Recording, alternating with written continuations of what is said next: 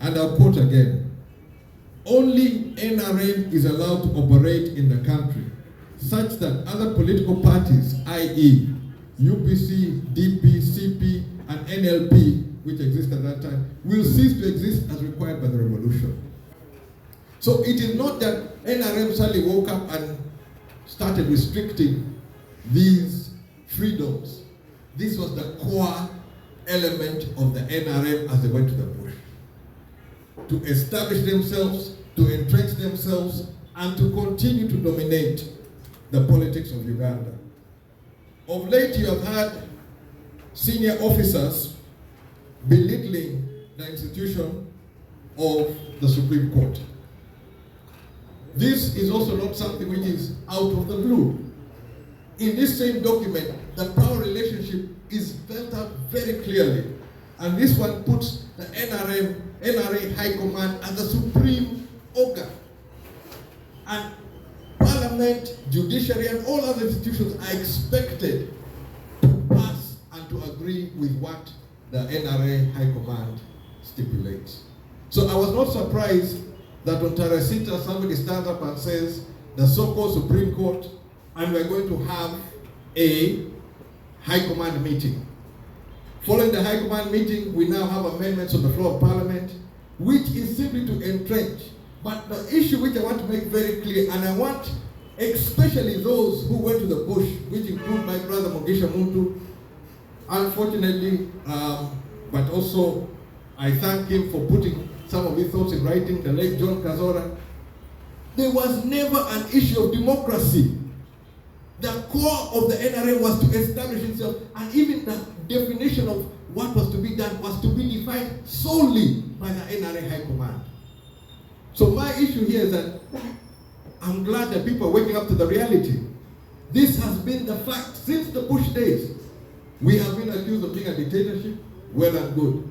Now, what is taking place in Uganda? As UPC, I can proudly say that the 1980 elections was held under the 1967 constitution without amendment. Without amendment. Each time we come towards the election cycle, we get all sorts of amendments, all sorts of talks of amendments. Of late, we've got a new one coming on the floor of Parliament.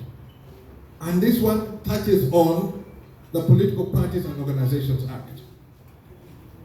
On this particular issue, I wrote to the Minister of Justice and Constitutional Affairs on the 2nd of April, reminding him that Article or Section 14A of the Political Parties and Organizations Act had never been implemented. And when he raised it as chair of the IPOD Summit at the Colorado Airstrip following the 2021 elections, I will quote, the president said that his party, the NRM, had acted in an un-Christian manner, i.e., they deliberately ignored a provision which would have been beneficial to all parties, and the president described it as un-Christian. What is now trying to be done in Parliament to undermine what was done as an un-Christian manner is completely diabolical, in that they're trying to completely reverse any gains which we had in trying to further this democracy. Now, this letter I wrote to the Minister of Justice.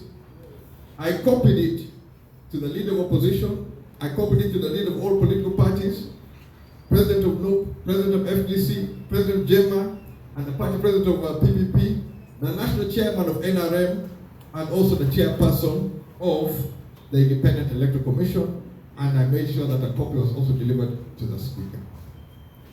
Yesterday, if people around Parliament, there was something on the order paper on the amendment, but the person who was supposed to be moving that amendment was not even aware that they were supposed to be moving that amendment.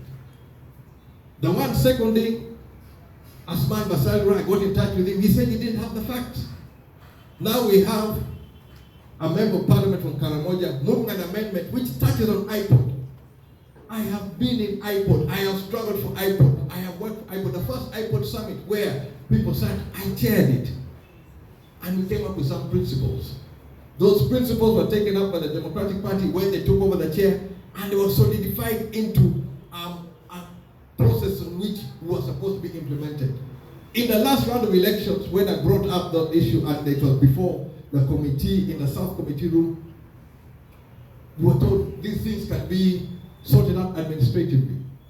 To date, nothing has been done, but now it's being brought to undermine the very principles upon which we try to build IPOD.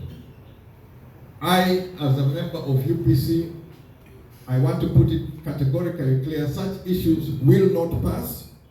We shall not accept the undermining of democracy. You see, even in this document, the NRM document, they talk about building a grassroots democracy.